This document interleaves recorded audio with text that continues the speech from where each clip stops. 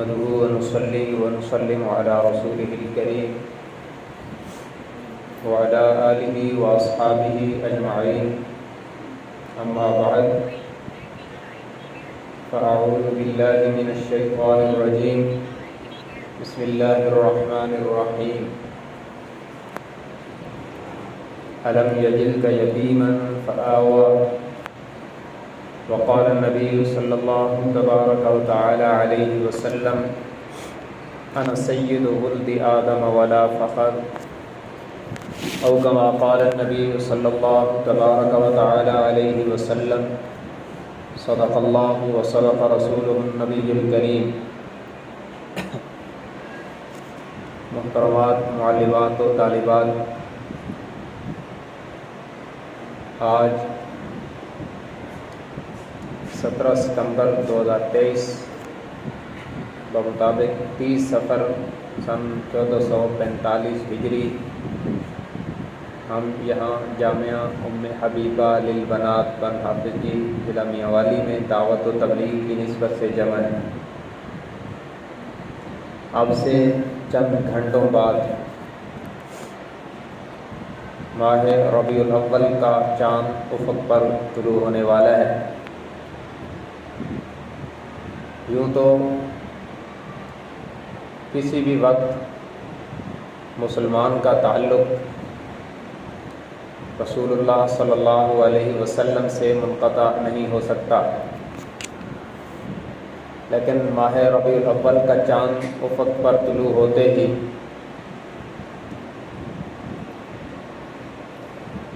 زمین کا، کائنات کا چپا چپا ذکر رسول سے گونج اٹھتا ہے.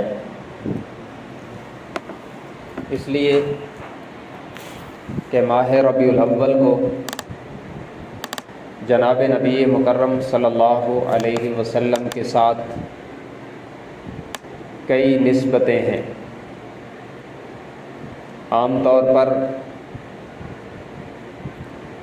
عوام یہ سمجھتی ہے کہ ماہ ربیع الاول حضور صلی اللہ علیہ وسلم کی ولادت کا مہینہ ہے، یا کچھ لوگ اتنا جانتے ہیں کہ ماہ ربیع الاول حضور صلی اللہ علیہ وسلم کے انتقال پر ملال کا مہینہ ہے. لیکن یاد رکھیں،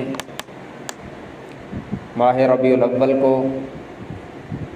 حضور اکرم صلی اللہ علیہ وسلم کے ساتھ 4 اہم نسبتیں ہیں، اور ہر ایک نسبت ایک مستقل پیغام ہے جسے ہمیں سمجھنا چاہیے. ماہ ربیع الاول کو حضور اکرم صلی اللہ علیہ وسلم کے ساتھ پہلی نسبت میلاد کی ہے، ولادت کی ہے، کہ آپ کی ولادت باسعادت، آپ کا مبارک میلاد، آپ کا دنیا میں تشریف لانا، سیدہ آمنہ کی مبارک گود میں حضور صلی اللہ علیہ وسلم کا مسکرانا، یہ ماہ ربیع الاول میں ہے. اگرچہ اس کی تاریخ میں مورخین میں طویل کلام ہے، لیکن تقریباً جمہور محدثین مورخین کا اس پر اتفاق ہے کہ آپ صلی اللہ علیہ وسلم کی ولادت باسعادت ماہ ربیع الاول میں ہے، اور آپ کا میلاد مستقل پیغام ہے. وہ یوں کہ آپ کے مبارک میلاد پر، آپ کی مقدس ولادت پر کچھ ایسے واقعات ہوئے جو محیر العقول تھے، جو بظاہر ناممکن ممکن ہوتا دکھائی دے رہا تھا. مثال کے طور پر حضور اکرم صلی اللہ علیہ وسلم کی ولادت باسعادت ہوئی تو سیدہ آمنہ فرماتی ہیں کہ اللہ نے ایسا اجالا کیا، نور کی ایسی چمک پڑی کہ مجھے شام کے محلات کی دیواریں نظر آنے لگیں. اشارہ اس طرف تھا کہ اب تک دنیا شام وغیرہ کی حکومتوں کو دیکھ رہی ہے، لیکن اب آپ کی گود میں جو بچہ آیا ہے ان کے قدموں کی برکت سے وہ انقلاب آئے گا کہ شام کی حکومت ختم ہو جائے گی، اب قیامت تک اسلام کی حکومت رہے گی۔ عملی طور پر عملاً دلائل اور برہان کے طور پر اسلام غالب رہے گا، اور دیگر سارے مذاہب دلائل کی دنیا میں اسلام سے مغلوب ہو جائیں گے۔ اس طرح کے عجیب جو واقعات پیش آئے ہیں، مثلاً بیت اللہ میں 360 جو بت رکھے ہوئے تھے وہ گر پڑے، اور ان سے اللہ اللہ کی صدائیں سنائی دیں آپ کے میلاد پر، جو اس بات کا اشارہ تھا کہ آپ وہ تشریف لے آئے ہیں جو بیت اللہ کو بتوں سے صاف کر کے سجدوں سے آباد کریں گے۔ آپ کا میلاد یہ مستقل پیغام تھا اس طرح کا کہ جو ایسے حالات میں پیدا ہو رہے ہیں جو بظاہر دنیاوی ساز و سامان میں کچھ نہیں ہے ان کے پاس، در یتیم ہیں اور ولادت سے پہلے یتیم ہیں، لیکن رب العالمین نے انہونے واقعات ان کی ولادت پر کروا کر یہ بتلا دیا کہ بظاہر یتیمی کے ساتھ آنے والے یہ اس ترقی پر جائیں گے کہ دنیا دیکھے گی عبداللہ کے در یتیم ایک وقت آئے گا کہ سارے نبیوں کے امام بن جائیں گے۔ یہ میلاد اس طرح کا مستقل پیغام ہے۔ ہر واقعہ حضور کے مبارک میلاد پہ پیش آنے والا عجیب و غریب واقعہ مستقل پیغام دیتا ہے۔ ایران کے آتش کدہ میں جلنے والی آگ جو 1000 سال سے متواتر جل رہی تھی، اس کو وہ بجھنے نہیں دیتے تھے۔ ادھر مکہ مکرمہ میں حضور علیہ السلام پیدا ہوئے، اور ادھر ہزاروں میل دور ایران کے آتش کدہ میں آگ بجھ گئی، جو اس بات کا پیغام تھا کہ اب وہ آ چکے ہیں جن کے قدموں کی برکت سے وہ انقلاب آئے گا کہ اب لوگ آگ کی عبادت کو چھوڑ کر آگ کے رب کی عبادت کریں گے۔ بہرحال اس طرح کے مختلف واقعات وقوع پذیر کروا کر حضور کے میلاد سے اللہ نے امت کو پیغام دیا کہ یہ کوئی معمولی آدمی نہیں ہے جو پیدا ہو رہے ہیں، یہ غیر معمولی شخصیت ہیں۔ تو پہلی نسبت ماہ ربیع الاول کو جو حضور اکرم صلی اللہ علیہ وسلم کے ساتھ ہے وہ میلاد کی نسبت ہے، اور حضور کا میلاد تبدیلی کا پیغام ہے،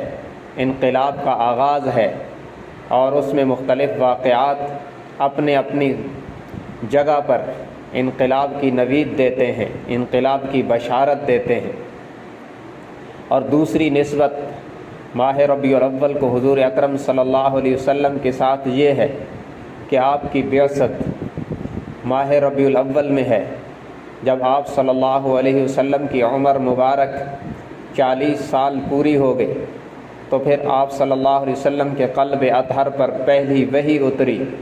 اور آپ کا تعارف محمد ابن عبداللہ سے محمد الرسول اللہ صلی اللہ علیہ وسلم کے ساتھ ہونے لگا، اور آپ کو باقاعدہ طور پر آپ کے سر اقدس پر ختم نبوت کا تاج سجا دیا گیا۔ یہ مبارک واقعہ بھی ربیع الاول کے مہینے میں پیش آیا ہے، جب آپ کو محمد ابن عبداللہ سے محمد الرسول اللہ بنایا گیا اور ختم نبوت کا تاج پہنایا گیا، اور آپ کے قلب اطہر پر قرآن کی پہلی 5 آیات اتری، تو تب بھی مبارک مہینہ ربیع الاول کا تھا۔ تو بعثت نبوی یہ بھی ربیع الاول میں ہے، حضور کے سر اقدس پر ظاہراً بھی تاج نبوت کا پہنایا جانا ماہ ربیع الاول میں ہے، اور بعثت سے انسانیت کو مقصد حیات سمجھ آیا۔ یہ مستقل پیغام ہے، حضور کی تشریف آوری اور اعلان نبوت سے انسانیت کو مقصد حیات سمجھ آیا کہ ہمیں اللہ نے کیوں بنایا، ہم دنیا میں کیوں آئے۔ اس سے پہلے حضرت عیسیٰ علیہ السلام کے آسمانوں پر اٹھائے جانے کے بعد درمیان میں سینکڑوں سال ایسے گزرے کہ جب کوئی نبی تشریف نہیں لائے، اللہ نے کسی نبی کو نہیں بھیجا، کائنات میں ہر طرف روحانی طور پر خزاں چھا گئی تھی۔ یأکلون المیتۃ ویعبدون الاصنام، لوگ مردار کھاتے تھے اور بتوں کو پوجتے تھے اور آپس میں لڑتے تھے۔ واذکروا نعمت اللہ علیکم اذ کنتم اعداء، آپس میں دشمنیاں پروان چڑھ رہی تھیں، قبیلوں کے قبیلے تباہ و برباد ہو جاتے تھے آپس میں لڑتے لڑتے،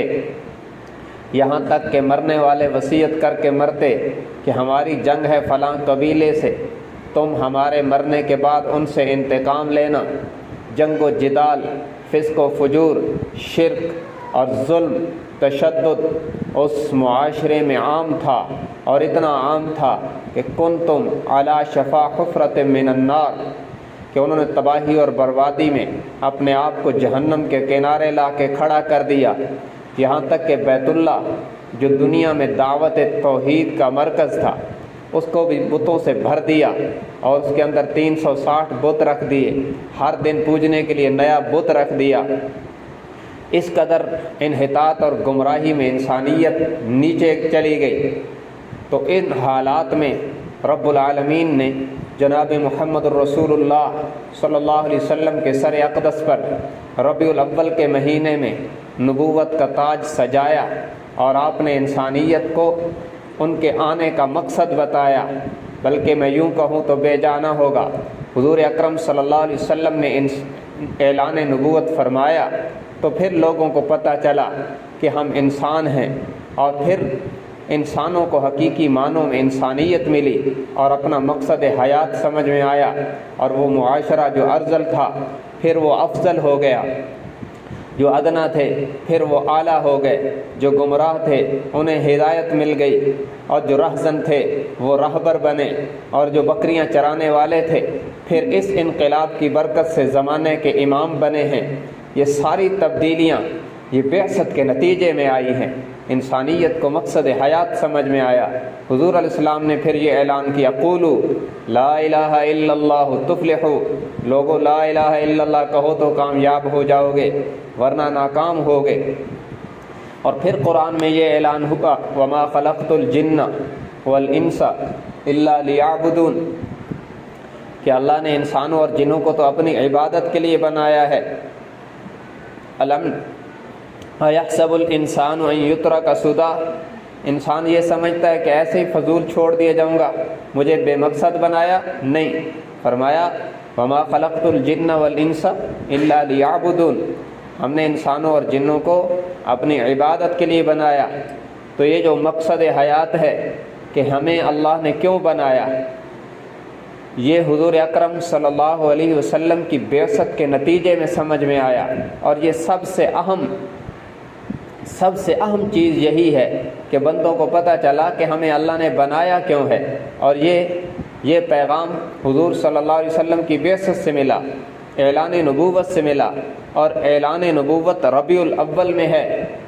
تو اس لحاظ سے ماہ ربیع الاول کی اہمیت بہت زیادہ ہے کہ حضور کا اعلان نبوت جس کی برکت سے کائنات میں اصل انقلاب آیا، اور جس کے نتیجے میں وہ جماعت تیار ہوئی جو قیامت تک کے لیے ایمان و عمل کا معیار ہے۔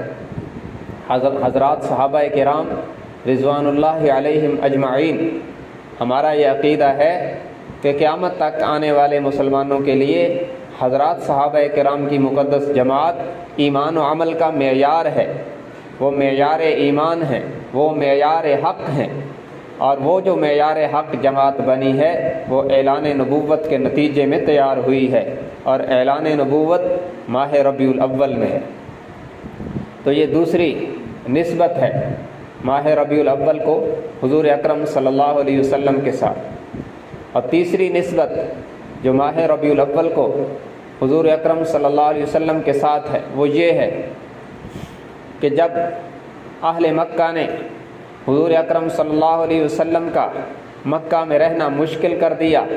اور یہاں رہ کر دین اسلام پر عمل کرنا مشکل کر دیا، تو پھر اللہ نے ہجرت کی اجازت دی، اور آپ نے ماہ سفر ہجرت کا آغاز کیا ماہ سفر میں۔ اور جب حضور اکرم صلی اللہ علیہ وسلم مدینہ منورہ پہنچے ہیں، اور حضرت ابو ایوب انصاری رضی اللہ تعالی عنہ کے گھر میں قیام فرمایا اور مدینہ منورہ کو ہمیشہ کے لیے اپنی رہائش گاہ اور اپنا مسکن بنایا تو تب بھی مہینہ ربیع الاول کا تھا۔ جہاں آج امت جاتی ہے اور روضہ اطہر کو دیکھتی ہے، روضہ اطہر کی جالیوں کو دیکھتی ہے اور مسجد نبوی کی میناروں کو دیکھتی ہے، ان کی آنکھیں ٹھنڈی ہو جاتی ہیں۔ وہاں جا کر ہم درود و سلام پڑھتے ہیں تو ہمارے ایمان کو جلا ملتی ہے، دل و دماغ کو قرار ملتا ہے۔ اس جگہ کو حضور اکرم صلی اللہ علیہ وسلم نے، اس مبارک شہر کو جب ہمیشہ کے لیے اپنا مسکن بنا دیا، اپنی رہائش گاہ بنا دیا، اور جب ہجرت کر کے یہاں پہنچے تھے،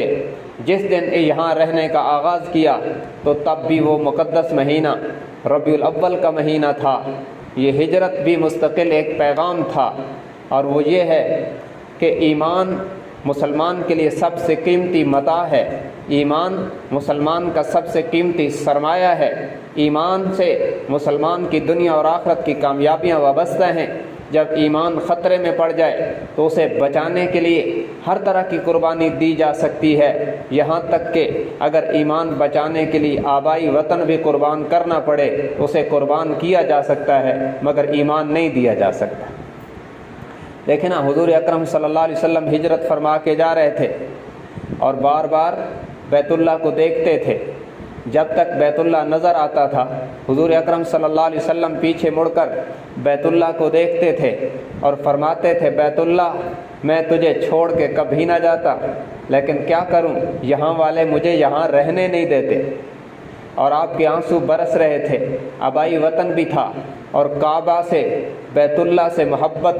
اور لگاؤ جتنا حضور کو تھا کسی اور کو تو ہو نہیں سکتا۔ تو اس کا آپ اندازہ لگائیں کہ حضور اکرم صلی اللہ علیہ وسلم کے حضور اکرم صلی اللہ علیہ وسلم کے مبارک دل پر کس قدر عجیب اور غمگین کیفیت ہوگی جب بیت اللہ کو چھوڑ کے جا رہے تھے، یہاں تک کہ اللہ تبارک و تعالی نے تسلی دی اور اسی سفر میں سورہ قصص اتاری جو 20ویں پارے میں ہے، جس میں بیان کیا گیا حضرت موسیٰ علیہ السلام کا ہجرت کرنا اور پھر واپس اپنے وطن میں آنا، جس میں حضور اکرم صلی اللہ علیہ وسلم کو بتلایا گیا کہ میرے حبیب آپ کوئی مہاجر بن کے جانے والے اکیلے تو نہیں، پہلے بھی نبیوں نے ہجرت کی ہے اور پہلوں کو بھی ہم نے کامیاب کیا اور غالب کیا، آپ کو بھی ہم غالب کریں گے۔ ان الذی فرض علیک القرآن لرادک الی معاد، یہ عجیب آیت ہجرت کے سفر میں سورۃ القصص کی آخری رکوع میں ہے۔ رب العالمین نے فرمایا، میرے حبیب پریشان کیوں ہوتے ہو؟ جس رب نے نبی امی پر قرآن اتار کر آپ کی زبان پر قرآن جاری کروا دیا، باوجود اس کے کہ آپ نے کسی انسان سے پڑھا نہیں تھا، لیکن اتنا فصیح و بلیغ کلام جس اللہ نے آپ کی زبان پر جاری کیا، وہی رب اپنی قدرت دکھائے گا اور مہاجر بن کے جانے والے نبی کو فاتح بنا کر مکہ مکرمہ میں لائے گا۔ تو اس طرح کی غمگین کیفیت میں حضور اکرم صلی اللہ علیہ وسلم نے مکہ مکرمہ کو چھوڑا اور مدینہ منورہ کو جا کر اپنا مسکن اور رہائش گاہ بنایا، ایمان بچانے کے لیے، صحابہ کرام کا ایمان بچانے کے لیے، اور امت کو عمل سے پیغام دیا کہ اگر ایمان ہجرت کے بغیر بچانا ممکن نہ ہو تو ہجرت امت پہ فرض ہو جاتی۔ اور اسی ہجرت کے نتیجے میں مدینہ منورہ جو یثرب تھا اور بیماریوں کا گھر تھا، حضور اکرم صلی اللہ علیہ وسلم تشریف لائے تو مدینہ بن گیا اور مدینہ منورہ بن گیا، اور جو بیماریوں کا گھر تھا اب شفاؤں کا مرکز بن گیا۔ تو یہ ہجرت، یہ تیسرا اہم واقعہ، اور ربیع الاول کو تیسری بڑی نسبت جناب نبی مکرم صلی اللہ علیہ وسلم کے ساتھ ہے کہ ہجرت کا سفر مدینہ منورہ میں آ کر جب مکمل ہوا اور حضور اکرم صلی اللہ علیہ وسلم جب ہمیشہ کے لیے مدنی بن کے رہ گئے اور مدینہ میں رہ گئے اور ایسے رہے کہ قیامت تک یہیں رہ گئے اور قیامت کے دن یہیں سے اٹھیں گے، یہ عظیم واقعہ پیش آیا اور اس کی تکمیل ہوئی تو ربیع الاول کا مہینہ تھا۔ یہ تیسری بڑی نسبت ہے۔ اور چوتھی بڑی نسبت جو ماہ ربیع الاول کو حضور اکرم صلی اللہ علیہ وسلم کے ساتھ ہے وہ یہ ہے کہ جب حضور اکرم صلی اللہ علیہ وسلم کو اللہ نے دنیا میں جس مقصد کے لیے بھیجا تھا وہ مقصد پورا ہو گیا اور دین مکمل ہو گیا۔ الیوم اکملت لکم دینکم واتممت علیکم نعمتی ورضیت لکم الاسلام دینا۔ جب قرآن کی آیات میں اللہ نے خوشخبری سنا دی کہ آج کے دن تم پر تمہارا دین مکمل کر لیا گیا اور تم پر اپنی نعمت کو پورا کر دیا اور تمہارے لیے اسلام کو بطور دین پسند کر دیا گیا، اور جب لوگ اسلام میں فوج در فوج آنے لگے، اذا جاء نصر اللہ والفتح ورأیت الناس يدخلون فی دین اللہ افواجا فسبح بحمد ربک واستغفرہ انہ کان توابا۔ جب اعلان ہوا کہ لوگ اب فتح مکہ ہو گیا اور لوگ اسلام میں فوج در فوج آ رہے ہیں، تو آپ بس اب استغفار کیجئے درجات کی بلندی کے لیے اور اللہ کی حمد اور تسبیح بیان کیجئے، جو اشارہ تھا کہ آپ کا انتقال قریب ہے، آپ کا دنیا چھوڑ کے دار بقا کی طرف روانہ ہو جانا یہ قریب آ چکا ہے۔ یہ وہ اشارہ تھا جو قرآن کی آیات میں بھی ہوا، اور حضور اکرم صلی اللہ علیہ وسلم نے حجۃ الوداع میں فرمایا لعلی لا اراکم بعد عامی ھذا، کہ شاید اس سال کے بعد تم مجھے یہاں نہ دیکھ پاؤ یا میں تمہیں یہاں نہ دیکھ پاؤں۔ یہ سارے اشارات ہوئے جو آپ کے انتقال کی خبر دیتے تھے۔ صحابہ کرام کی پریشانی بڑھ رہی تھی۔ بالآخر وہ وقت آیا جب آپ صلی اللہ علیہ وسلم کے وجود پر بخار طاری ہوا، اور پھر ربیع الاول کا آغاز ہوا، اور 12 ربیع الاول کا عجیب دن آیا جو امت پر سب سے بڑا صدمہ تھا اور امت کے لیے سب سے بڑے غم کا دن تھا۔ جب 12 ربیع الاول اور سوموار کا دن تھا، جب حضور اکرم صلی اللہ علیہ وسلم کا انتقال پرملال ہوا، جب آپ نے ہمیشہ کے لیے اس عارضی دنیا کو چھوڑ دیا اور دار بقا کی طرف روانہ ہو گئے، روضہ اطہر میں آرام فرمایا اور آپ کی رحلت ہوئی، آپ کا انتقال پرملال ہوا، تو تب بھی مہینہ ربیع الاول کا تھا۔ یہ امت کے لیے پیغام تھا کہ لوگوں دیکھو، جن کے لیے اللہ نے کائنات کو بنایا، جن کے لیے اللہ نے کون و مکان کو سجایا، جن کے لیے اللہ نے کائنات کو وجود بخشا اور جنہیں نبیوں کا امام بنایا، جن کے لیے سب کچھ بنا ہے اور جن کو اللہ نے کائنات میں سب سے افضل ترین بنایا اور سب سے زیادہ جن سے اللہ نے پیار کیا، جب وہ دنیا میں نہ رہے تو تم بھی اس بات کا یقین رکھو کہ تم بھی یہاں پر عارضی طور پر آئے ہو۔ فنا کا جہان ہے، بقا کا جہان نہیں ہے۔ کل من علیہا فان ویبقى وجہ ربک ذو الجلال والاکرام۔ ہر چیز پر فنا آئے گی، باقی تو صرف رب کا نام رہے گا جو عزت و اکرام والی ذات ہے، اسی کی ذات کو بقا ہے، باقی سب کو فنا ہے۔ اس لیے کہ جن کے قدموں کی برکت سے کائنات کو وجود بخشا ہے، جب وہ نہ رہے تو دنیا میں یہ اس بات کی دلیل ہے کہ دنیا میں کوئی نہیں رہے گا۔ لو کانت الدنیا تدوم لواحد لکان رسول اللہ فیہا مخلدا۔ اگر دنیا میں کسی نے ہمیشہ رہنا ہوتا تو پھر حضور اکرم صلی اللہ علیہ وسلم اس دنیا میں ہمیشہ رہتے، آپ دنیا چھوڑ کے تشریف نہ لے جاتے، لیکن آپ کا دنیا چھوڑ جانا اس بات کی دلیل ہے کہ یہ فنا کا جہان ہے، بقا کا جہان نہیں ہے۔ یہ عجیب واقعہ جس نے صحابہ کرام کو غمگین کیا، اور اتنا غمگین کیا کہ حضرات صحابہ کرام کہتے ہیں جب حضور اکرم صلی اللہ علیہ وسلم مدینہ منورہ تشریف لائے تھے تو ہمیں یوں لگا تھا کہ کائنات کی ہر چیز روشن ہو گئی، اور جس دن حضور اکرم صلی اللہ علیہ وسلم دنیا سے تشریف لے گئے تو ہمیں یوں لگا کہ جیسے کائنات کی ہر چیز پر تاریکی چھا گئی۔ تو یہ عجیب اور امت کے لیے بہت بڑا صدمے کا واقعہ جو پیش آیا حضور کی رحلت کی صورت میں اور آپ کے انتقال پر ملال کی صورت میں، آپ کی وفات حسرت آیات کی صورت میں، یہ بھی ماہ ربیع الاول میں پیش آیا ہے۔ تو اس وقت ضرورت اس بات کی ہے کہ ہم ان تمام واقعات کو سمجھیں اور امت کو یہ ساری چیزیں بتائیں۔ اس وقت امت بس میلاد کرتی ہے، اور یاد رکھنا ذکر میلاد باعث برکت ہے، ذکر میلاد باعث سعادت ہے، لیکن یاد رکھنا ولادت بتانے کی چیز ہے، اپنانے کی چیز نہیں ہے۔ اس لیے کہ حضور کی ولادت بے مثال ہے۔ بے مثال کا معنی یہ ہے کہ جس انداز میں حضور اکرم صلی اللہ علیہ وسلم دنیا میں تشریف لائے ہیں، جس انداز میں حضور صلی اللہ علیہ وسلم پیدا ہوئے، ایسے کوئی اور پیدا نہیں ہو سکتا۔ اسے بتایا جا سکتا ہے اور اسے بتا کر ثواب حاصل کیا جا سکتا ہے، لیکن اسے اپنایا تو نہیں جا سکتا۔ تو اس لیے ذکر میلاد سعادت سمجھ کے ضرور کریں، لیکن ذکر بعثت بھی کریں۔ جس نے امت کو راہ انقلاب بتایا، جس نے امت کو جینے کا سلیقہ بتایا، جس نے رب سے ٹوٹے ہوئے لوگوں کو رب سے جوڑا، اور جس کی برکت سے انسانوں کو انسانیت ملی، اور جس کی برکت سے وہ لوگ جو کل انعام تھے، جانوروں سے بدتر تھے، فرشتوں سے بہتر ہوئے، اور جس کی برکت سے رہزن رہبر بنے۔ بلکہ میں تو یوں کہوں گا یہ میلاد کی نہیں بلکہ بعثت کی برکت سے، بعثت کی برکت تھی کہ جس کی برکت سے ابو بکر صدیق اکبر بنے ہیں، جناب عمر فاروق اعظم بنے ہیں، جناب عثمان ذو النورین بنے ہیں، جناب علی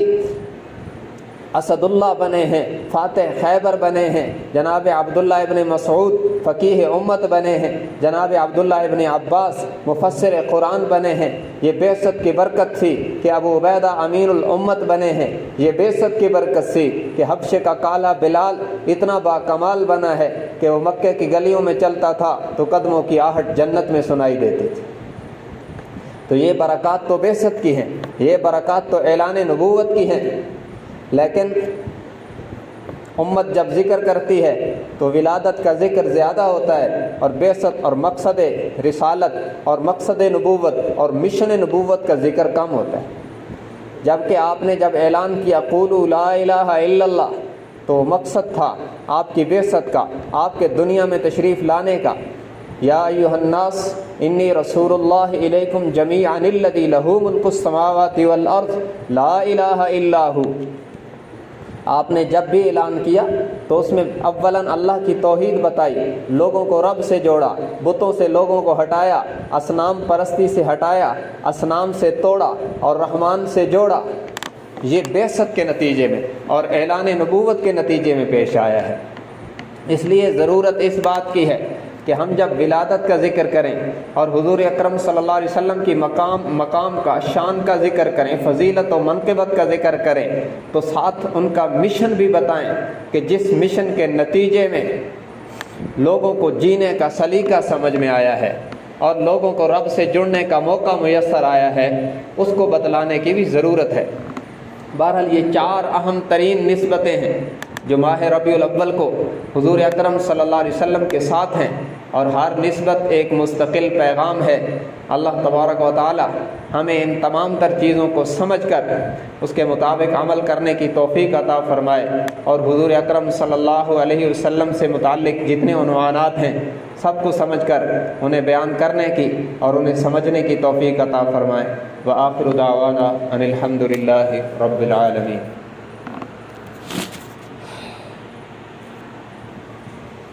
دعا الحمد للہ رب العالمین، اللہم صلی علی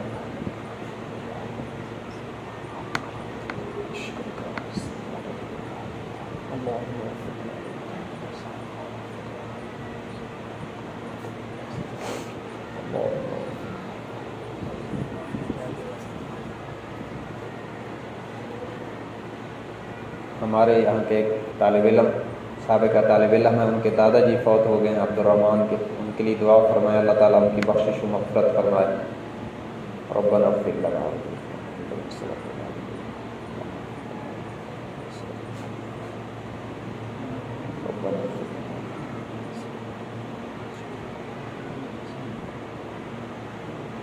صلی اللہ تعالیٰ علی نبی الکریم وعلی آلہ واصحابہ اجمعین برحمتک۔